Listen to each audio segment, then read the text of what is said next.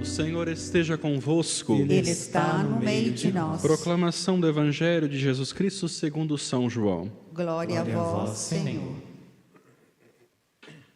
Naquele tempo, Jesus ergueu os olhos ao céu e rezou, dizendo: Pai Santo, eu não te rogo somente por eles, mas também por aqueles que vão crer em mim pela sua palavra, para que todos sejam um, como tu, Pai, estás em mim e eu em ti, e para que eles estejam em nós, a fim de que o mundo creia que tu me enviastes. Eu dei-lhes a glória que tu me destes, para que eles sejam um como nós somos um, eu neles e tu em mim, para que assim eles cheguem à unidade perfeita e o mundo reconheça que tu me enviaste e os amastes como me amastes a mim. Pai, aqueles que me destes, quero que estejam comigo onde eu estiver, para que eles contemplem a glória que tu me destes, porque me amastes antes da fundação do universo.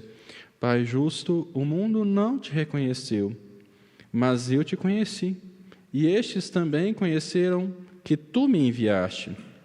Eu lhes fiz conhecer o teu nome, e o tornarei conhecido ainda mais, para que o amor com que me amaste esteja neles, e eu mesmo esteja neles. Palavra da salvação. Glória a vós, Senhor. Caríssimos irmãos e irmãs, aqui presentes, sejam bem-vindos à casa da Virgem Senhora da Piedade, vocês que vêm de Belo Horizonte, Caeté, até dos Estados Unidos. Welcome, Church Lady Mercy. Serão todos bem-vindos vocês que rezam conosco pela TV Horizonte, pela Rádio América, a casa da Virgem Senhora da Piedade, Mãe de Deus e nossa. De forma especial, nesta quinta-feira, onde temos uma liturgia da palavra que nos faz remeter àquilo que está contrário ao ser cristão. O que está contrário ao ser cristão? A própria palavra diabo explica. Diabolos, do grego, significa divisor.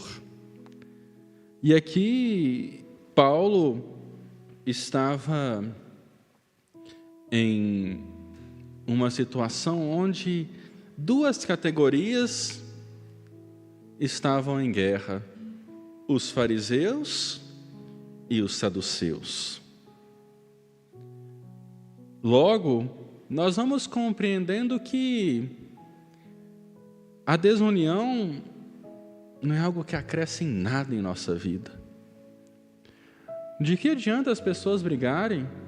De que adianta nós, em famílias hoje, agora se desunem, não conversam mais entre si, porque deixaram as ideologias sociais, políticas, e por que não dizer ideologias dentro das próprias correntes que há dentro da igreja? Ah, padre, eu sou da renovação carismática. Ah, padre, eu sou tradicional. E assim nós vamos dividindo aquilo que Cristo fez. E essa semana que antecede a solenidade de Pentecostes é a semana em que nós somos convidados a rezar pela união dos cristãos. Olha que absurdo, né? Rezar pela união dos cristãos. E eu acho que esse é o desafio que nós devemos fazer em todo instante da nossa vida. Buscarmos aquilo que nós temos de convergência e não de divergência. Melhor dizendo, aquilo que temos de comum e não de diferente. Porque todos nós somos diferentes. Uns torcem para o time e outros torcem para o outro. Uns têm uma ideologia política para a direita, outros têm para a esquerda. Uns tendem a uma corrente da igreja assim, outra assada. Mas o nosso centro deve ser o Cristo. Porque se Cristo for o centro das nossas escolhas, aquilo que nós temos de divergência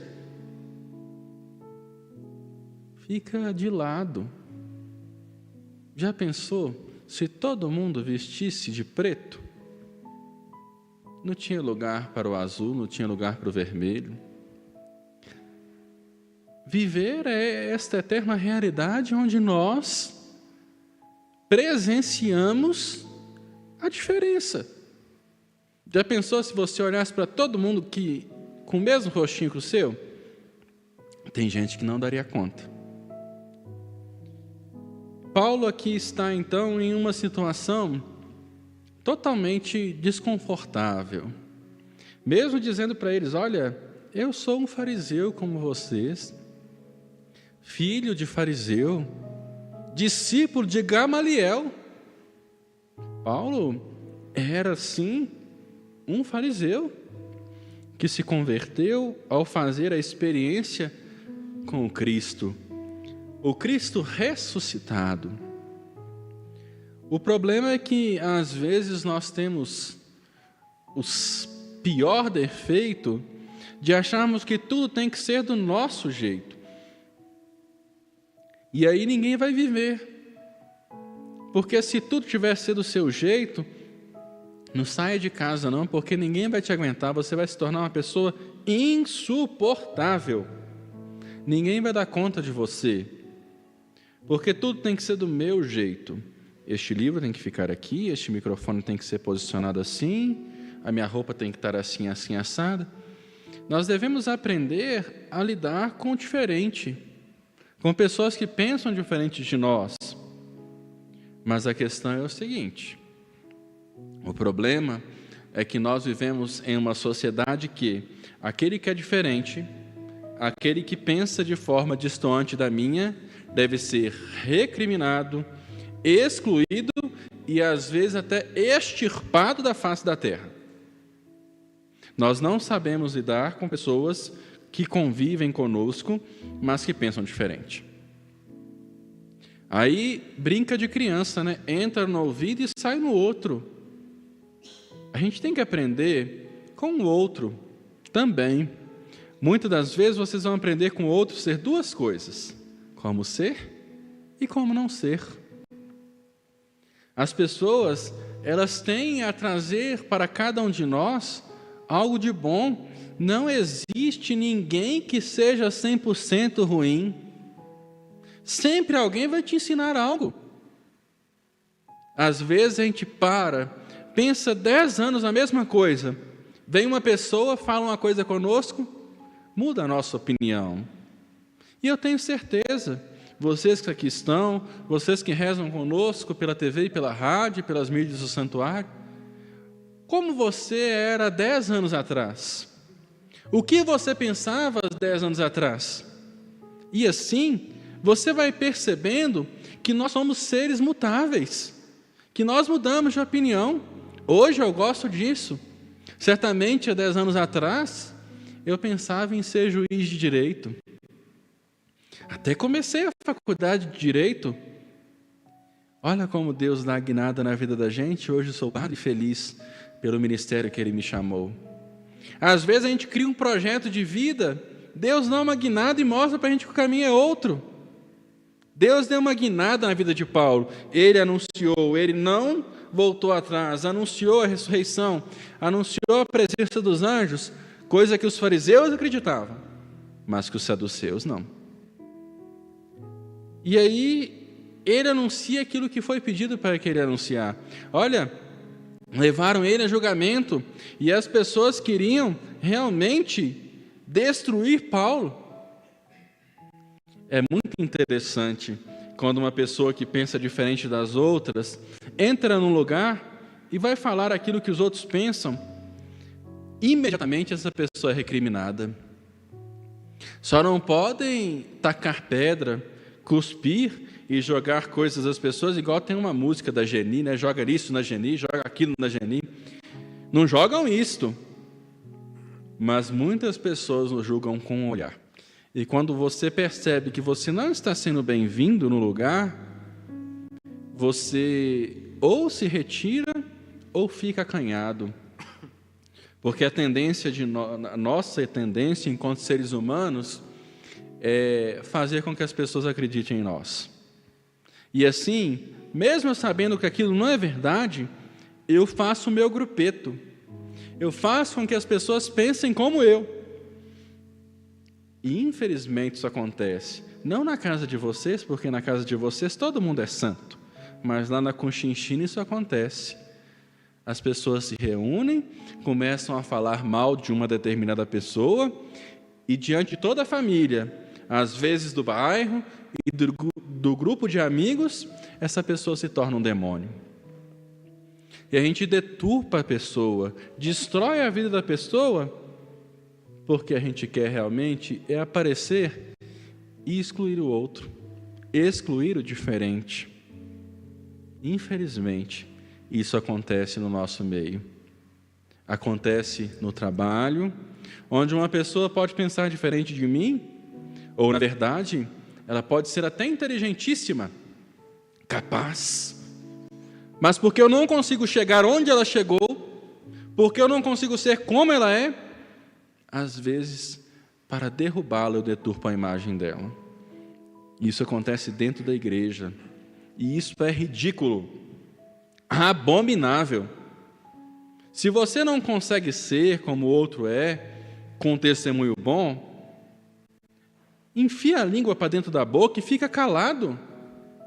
Para que denegrir a imagem de uma pessoa? Para que formar um grupeto para que algumas vozes calem uma pessoa que está sozinha? Isso não é de Deus, não. Juntar grupeto, fazer o nosso gueto, para que as pessoas pensem igual a nós, manipular. Infelizmente, lidamos com essa realidade, onde as pessoas manipulam demais as outras, usam uma linguagem sedutora, usam uma linguagem bonita, para simplesmente conseguir os seus seguidores e destruir os outros.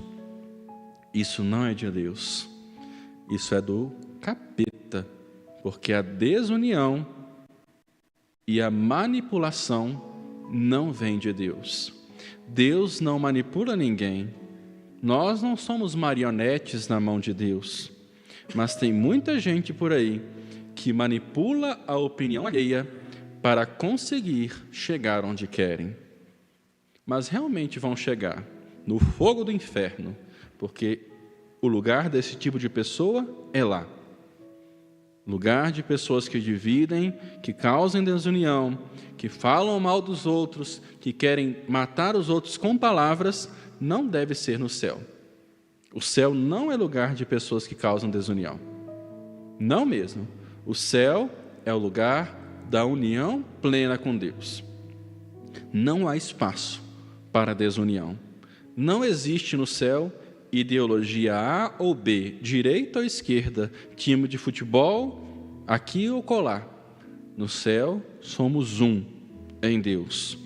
Por isso que o evangelho de hoje é a continuação da oração sacerdotal de Jesus. Começou a oração sacerdotal, Jesus rezando por todos, rezando para que os discípulos sejam acolhidos na verdade.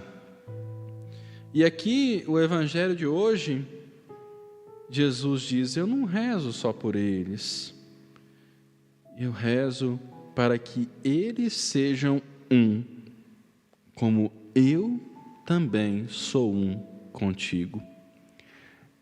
E é muito belo, onde Deus, ao se encarnar, Deus, ao criar, o Pai e o Filho, juntos, enviam o Espírito Santo. Logo, a Trindade não é desunião, mas é união de um só Deus em três pessoas. Logo, nós percebemos que Deus se fez união. É a união do Pai com o Filho no Espírito. Logo, Jesus roga por todos, pelos discípulos, mas acresce uma palavra muito interessante para nós, que aqui está diante dos meus olhos, para aqueles que ainda hão de crer. Logo, Jesus roga por nós, porque nós não estávamos no grupo dos discípulos, nós não estávamos naquela hora que Jesus estava sofrendo, antes de ser entregue. Jesus nos amou por primeiro, Ele se doou por nós por primeiro. Por que nós, então, que somos seguidores do Cristo, escolhemos trilhar caminhos de desunião? Ah, padre, mas é difícil às vezes conviver com aquela pessoa que só mete a ripa em mim, destrói o meu nome, não quer o bem para mim. Jesus disse em outra parte do Evangelho: olha, rezar por aqueles que vos amam, até os pagãos fazem. Rezai por aqueles que vos perseguem, por aqueles que não querem o seu bem. Reze por essas pessoas. Não adianta brigar com as pessoas porque elas pensam diferente de nós. Às vezes eu brinco aqui no santuário que o melhor remédio para vencer alguns tipos de demônio é a oração. Não adianta brigar, não adianta levantar o tom de voz, porque se você grita, a pessoa vai e pega um megafone. Você pega o megafone, a pessoa bota um carro com sonzão. Você pega um carro com sonzão, a pessoa vai lá e pega um trio elétrico. E vira uma competição. Quem disse que grito ganha? Pode até vencer, mas no final, quem permanece calado que vence. Porque o poder da nossa oração é bem mais forte do que qualquer tipo de grito, do que qualquer tipo de complô, qualquer tipo de grupeto, qualquer tipo de pessoa que queira destruir e desunir. Jesus reza ao Pai para que nós sejamos um. Portanto, falo para vocês do fundo do meu coração: busquemos a união. De gente que quer dividir já basta Satanás e seus demônios, e muita gente que se deixa ser usada por ele. Já basta. Chega.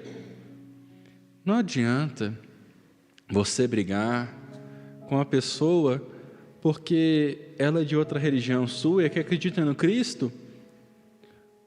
Não venha querer brigar com os nossos irmãos protestantes porque pensam assim ou assado, ou que têm diferenças.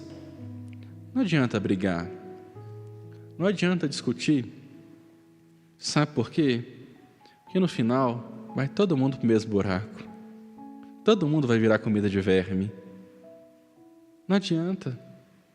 Não adianta você ser bilionário. O seu caixão pode ser perfeito, ou pode ser o caixão que a prefeitura doa para quem não tem dinheiro. Vai apodrecer do mesmo jeito. Agora, a alma é eterna. Ou ela vai para junto de Deus no céu, ou ela vai para distante de Deus, que é o inferno.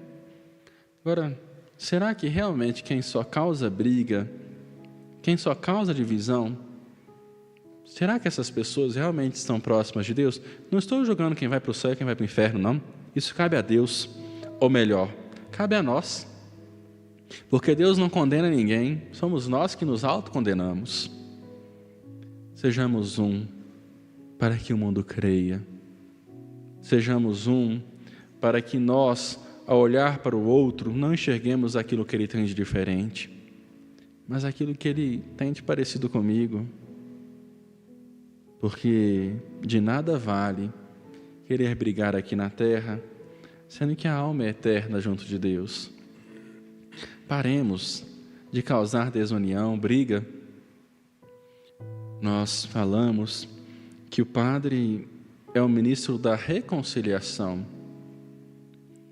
Mas todos nós somos ministros da reconciliação, porque todos nós temos a oportunidade de dar o braço a torcer para aproximar do outro, do rosto do outro, que é uma epifania de Deus. Todos nós, para ceder, precisamos abrir mão de algo. Já pensou se no casamento fosse o marido cede e a esposa manda em tudo? Ou o contrário? Porque vocês sabem, né? O marido é a cabeça, mas a mulher é o pescoço. E o pescoço, a cabeça só vai para onde o pescoço vira. Não adianta, num casamento, se os dois não cederem, não há casamento, há desunião. No namoro, na amizade, se os dois não cederem, não há como se relacionar. Logo, para não sermos pessoas da desunião, devemos abrir mão dos nossos próprios egos, das nossas próprias vontades, para tentar agradar o outro. Porque a vida é assim, o casamento é assim. Você não casa com o outro para ser amado, simplesmente. Você ama, e ao amar, você recebe de forma recíproca aquilo que você dá. Ame, se entregue, vivamos relacionamentos verdadeiros, e não de divisão, e não de desunião. Porque o mundo quer realmente isso: destruição, guerra, infidelidade, falta de amor. O próprio Deus rezou por nós. Portanto, se queremos vencer o diabo que está a nos rodear como um leão a rugir, vençamos pelo poder da oração. Porque é na oração que nós vencemos os inimigos que nós deixamos todo santo dia entrar dentro de nós.